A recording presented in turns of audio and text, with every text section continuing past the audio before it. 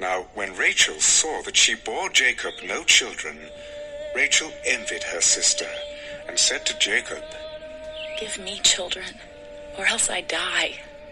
And Jacob's anger was aroused against Rachel. Am I in the place of God, who has withheld from you the fruit of the womb? Here's my maid, Bilhah. Go into her, and she will bear a child on my knees, that I also may have children by her. Then she gave him Bilhah, her maid, as wife, and Jacob went into her. And Bilhah conceived, and bore Jacob a son.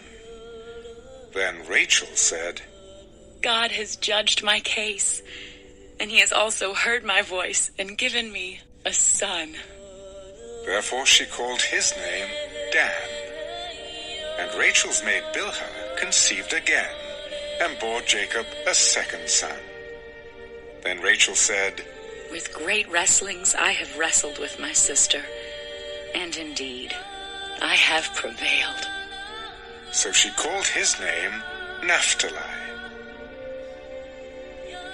When Leah saw that she had stopped bearing, she took Zilpah her maid and gave her to Jacob as wife. And Leah's maid Zilpah bore Jacob a son. Then Leah said, A troop comes. So she called his name Gad. And Leah's maid Zilpah bore Jacob a second son.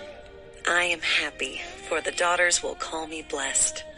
So she called his name Asher. Now Reuben went in the days of wheat harvest and found mandrakes in the field, and brought them to his mother Leah. Then Rachel said to Leah, Please, give me some of your son's mandrakes. Is it a small matter that you have taken away my husband? Would you take away my son's mandrakes also? Therefore, he will lie with you tonight for your son's mandrakes. When Jacob came out of the field in the evening, Leah went out to meet him. You must come in to me, for I have surely hired you with my son's mandrakes. And he lay with her that night.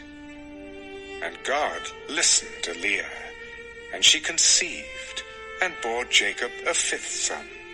God has given me my wages, because I have given my maid to my husband. So she called his name Issachar. Then Leah conceived again, and bore Jacob a sixth son. God has endowed me with a good endowment. Now my husband will dwell with me, because I have borne him 6 sons. So she called his name Zebulun.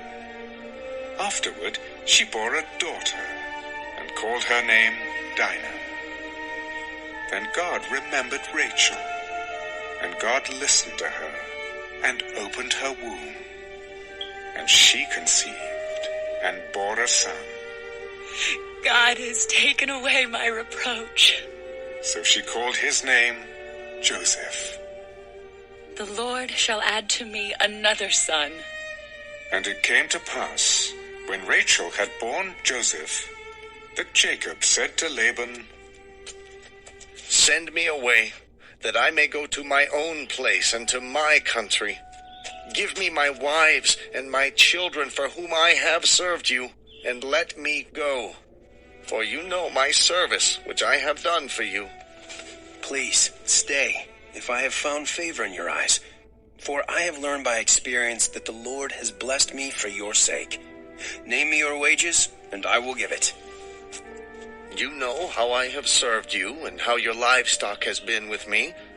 For what you had before I came was little, and it has increased to a great amount. The Lord has blessed you since my coming. And now, when shall I also provide for my own house? What shall I give you? You shall not give me anything. If you will do this thing for me, I will again feed and keep your flocks. Let me pass through all your flock today, removing from there all the speckled and spotted sheep, and all the brown ones among the lambs, and the spotted and speckled among the goats, and these shall be my wages. So my righteousness will answer for me in time to come, when the subject of my wages comes before you. Every one that is not speckled and spotted among the goats, and brown among the lambs, will be considered stolen if it is with me. Oh, that it were according to your word.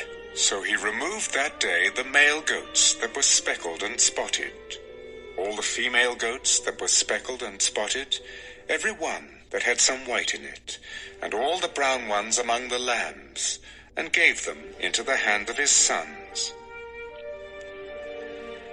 Then he put 3 days' journey between himself and Jacob fed the rest of Laban's flocks. Now Jacob took for himself rods of green poplar, and of the almond and chestnut trees, peeled white strips in them, and exposed the white which was in the rods.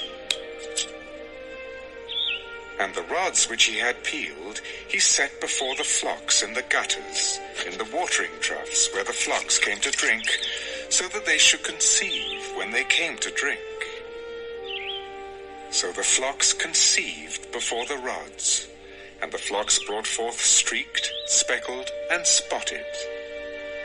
Then Jacob separated the lambs, and made the flocks face toward the streaked, and all the brown in the flock of Laban.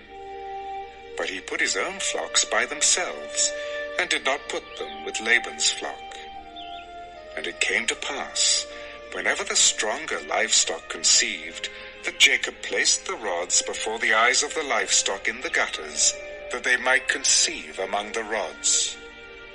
But when the flocks were feeble, he did not put them in. So the feebler were Laban's, and the stronger Jacob's.